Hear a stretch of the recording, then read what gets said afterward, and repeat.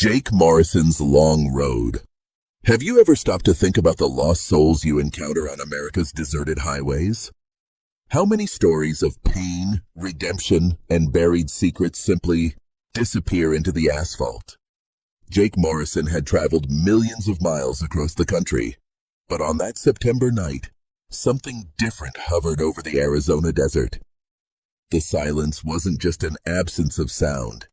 It was an emptiness that felt sweet to the soul itself.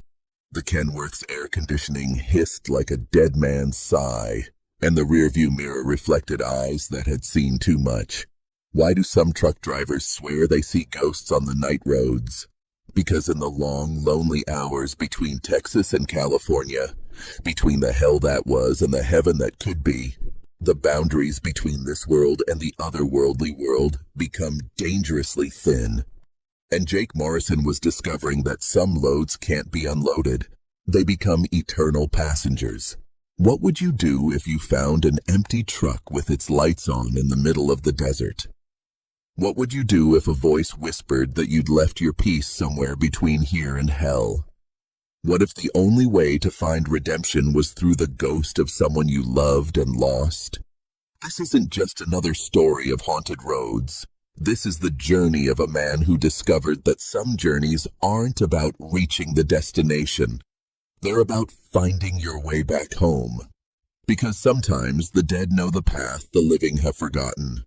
Jake Morrison's story has now been taken. But beware. Some roads once traveled forever change the way you see the world and the afterlife. Are you ready to embark on this journey? At 6 p.m. that Tuesday, as the sun sank behind the Arizona mountains, Jake Morrison adjusted his rear-view mirror once more. He didn't know that would be the last time he'd see his reflection alone. Jake Morrison's Long Road. Jake Morrison adjusted his rear-view mirror once more as the sun set over the Arizona desert. His Kenworth W900, nicknamed Big Red, purred softly as he cruised down Interstate 40. 25 years of truck driving had transformed him. His eyes were permanently adapted to the darkness of the road. But at 52, fatigue was beginning to outweigh the weight of the load. It was September, and the heat still scorched the American Southwest, even after sunset.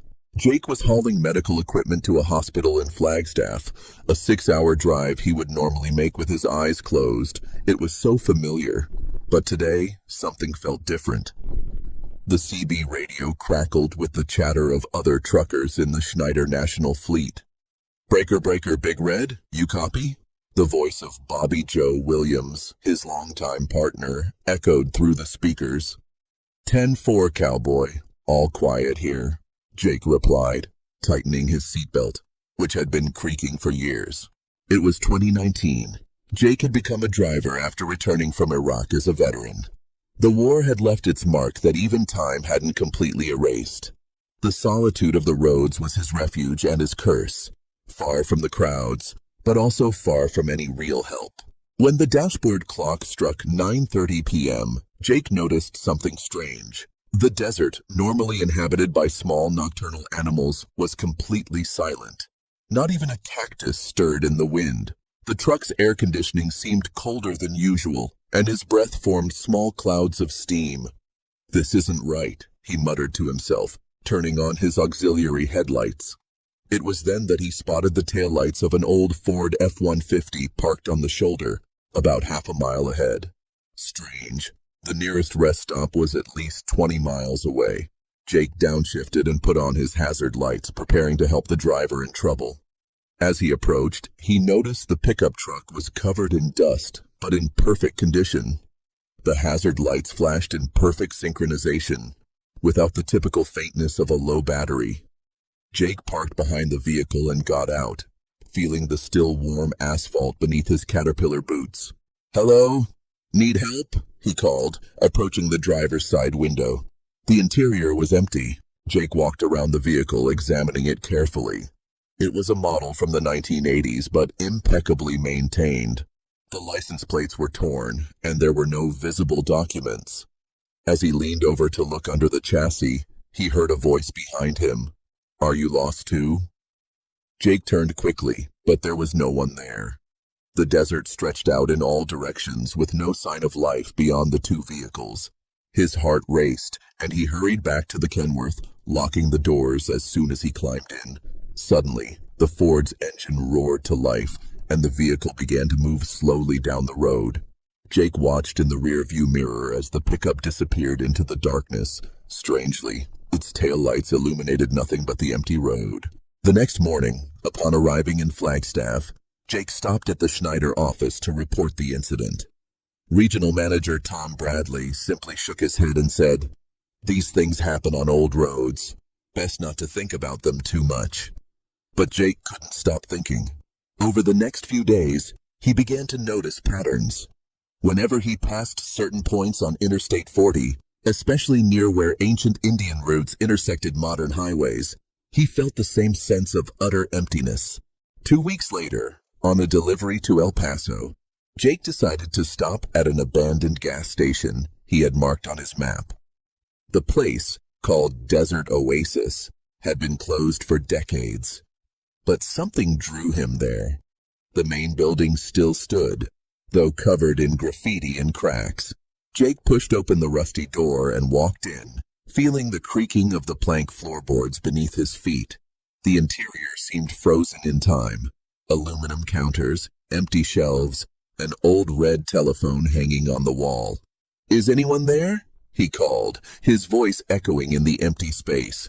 From behind the counter, a husky voice answered, "Have you come to get what you left behind?" Jake felt a chill run down his spine. "What are you talking about?" "Every driver leaves something on the road, some memory, some pain they can't let go of." The voice seemed to come from everywhere at once. "You left your piece somewhere between here and hell." The truck's radio began to crackle violently outside. Jake ran into the parking lot and saw that the Kenworth had all its lights on, though the key wasn't in the ignition. In the rearview mirror, he spotted a figure sitting in the passenger seat. A man in a 1970s military uniform, staring straight ahead. Jake rushed into the truck and started the engine. When he looked again at the passenger seat, it was empty. But on the dashboard, a message was written in dusty letters. "Remember home." That night, driving toward Texas, Jake began to remember things he had buried deep inside. The first deployment to Iraq, where his best friend, Danny Coleman, was killed in friendly fire. The guilt of surviving. The marriage that crumbled under the weight of unshared trauma. Was this what the ghost meant? That he had left his peace and Danny's memory on the desert roads? The following week, Jake decided to visit Danny's family in Montana. His old friend had always spoken proudly of his rural roots, but Jake had never made the trip. Arriving in the small town of Red Lodge, he was greeted by Danny's mother, Peggy Sue Coleman, a 75-year-old woman whose eyes lit up when she saw a photo of her young son Jake had brought. "He always said the roads were his real home," she murmured, pouring homemade coffee. "But I always knew he wanted to come home for real someday." Jake spent the weekend helping organize Danny's belongings, stored in the barn. Among old photos and letters, he found a journal where his friend wrote about his fears of war, his homesickness, and his concern for Jake, who always carried the burden of survival alone. "I spoke to Jake today," read one entry. "He's more distant than ever. I'd give anything to help him find his way home. Sometimes I wonder if the only way would be to be there with him, on the roads." That night, back in the truck parked in front of the Coleman Ranch, Jake felt a peace he hadn't experienced in years. The CB radio remained silent, but he no longer felt alone. Looking up at the Montana stars, he whispered, "Thanks, buddy. You always knew the way." The next morning, Jake began the drive back to Phoenix. For the first time in years, he didn't feel the constant oppression of the roads. The desert seemed more alive, with birds singing and small animals crossing the road. As he passed Desert Oasis again, the gas station seemed less gloomy, almost as if it were at peace. The CB radio chimed with Bobby Joe's familiar voice. "Breaker, breaker, Big Red, how are you?" Jake smiled. adjusting the rearview mirror where a small photo of Danny was now taped. 10-4, cowboy, everything's great. I'm finally going home. The roads still stretched out before him, endless and full of mystery, as they always had been. But now Jake understood that the true journey was never about reaching a specific destination. It was about carrying with it the memories and bonds that made the journey worthwhile. And sometimes the friends who left first just wait on the roads to show the way back home. And so, Jake found his peace. But what about you? How many times have you felt lost on the road of your own life, carrying a weight no one else sees, driving toward a destination that sometimes seems meaningless? Is this story about ghosts? Yes, but not just the ones that haunt deserted roads. It's about the ghosts of our own memories, the guilt we carry, the people we lost who somehow are still with us, guiding us. And now, I want to hear from you. Have you ever had an inexplicable experience on the road? What is the burden you carry that you need to learn to leave behind? Who is your Danny Coleman? The one who left, but who showed you the way. Share your stories in the comments.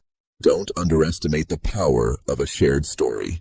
Your experience could be the light in the rearview mirror for someone who is feeling lost this very night.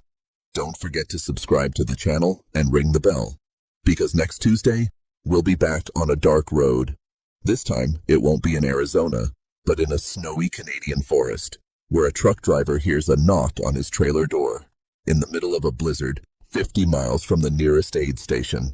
Until then, drive safely, and remember, you're never truly alone on the road.